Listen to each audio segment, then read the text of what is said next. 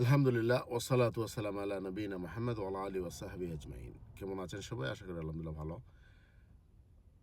পবিত্র রমজান মাসের শেষ দশকে আমাদের উপরে যে কিছু কাজ আছে, সেই কাজের মধ্যে একটা হচ্ছে লাইলাতুল কদর খোঁজা। শেষের 10 দিনে আমরা শুরু করছি তারাবি সহ কিয়ামুল লাইল। এরপরে অপশন আছে 10 দিন কন্টিনিউ না করতে পারলে আপনি অন্তত বেজুর রাত্রিগুলিতে জেগে থেকে এই লাইলাতুল কদর খুঁজতে পারেন।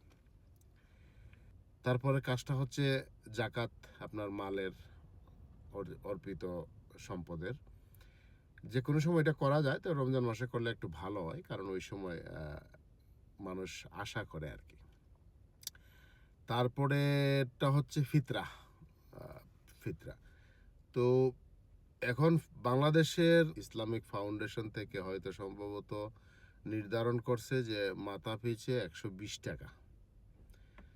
তো হাদিস দেখলে আমরা পাই 100 বলতে কয়েকটা হাদিস এক জায়গায় ঘাটলে পাই শেষে ফাইনালি 2 কেজি 400। তো 2 কেজি 400 প্রত্যেক ভূখণ্ডের জাতির যে প্রধান খাদ্য আমরা যেটা খাই, এটার পরিমাণ হচ্ছে 2 কেজি 400। এখন আমরা যদি 2.5 কেজি ধরেন তাহলে আপনি একদম সন্দেহ নাই। আর আপনি যদি আরও বাড়াইয়া দেন 3 কেজি ধরেন তো আরও আপনি মহান। তো আমাদের হিসাবে আমরা 6 জন লোকের বাংলাদেশের হিসাবে আসছে 720 টাকা। হাদিস পর্যালোচনা করলে আমরা যখন 2.5 কেজি পাই, তো চাউলের কেজি মনে হয় 60 টাকা। তো আমরা ধরে নিয়েছি ধরেন 300 টাকা করে, মাথা পিছিয়ে 300 টাকা দিব। এরপরে ধরে নিয়েছি যে 2000 টাকা 6 জনে, 300 টাকা করে ধরলে 1800 হয়, আমরা দিলাম 2000 টাকা দিয়ে আমরা 6 জনকে এখানে দেব।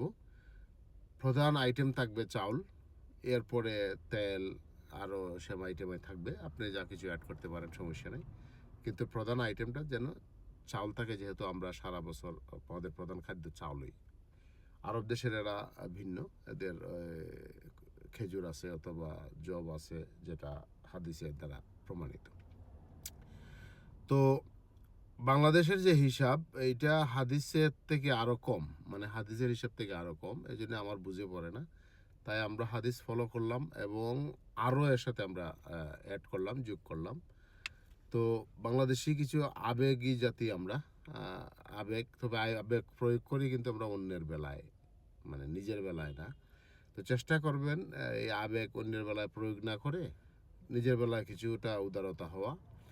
আর কে কোথায় দান করলো আর কে কোথায় করলো না, সেটা দিকের নজর না দিয়ে আগে নিজের উপরে যে অর্পিত দায়িত্ব আছে, সেই দায়িত্বটা পালন করাই আমার মনে হয় সবচাইতে বেটার। আল্লাহ সুবহানাহু ওয়া তাআলা আমাদেরকে বুঝার তৌফিক দান করুক, আমিন। আর এই ফিতরা দেওয়ার সঠিক সময় হচ্ছে যখন ঈদের ঘোষণা করা হবে, ঈদের ঘোষণা করা হবে, চাঁদ দেখা হবে, ঘোষণা করা হবে, তখন হবে ফিতরা দেওয়ার উপযুক্ত সময়। তো চেষ্টা করব আমরা আগের দিন বিকাল থেকে শুরু কইরা একেবারে ঈদ সালাতের পূর্ব পর্যন্ত। ওকে, তো ধন্যবাদ সবাইকে। আল্লাহ হাফেজ।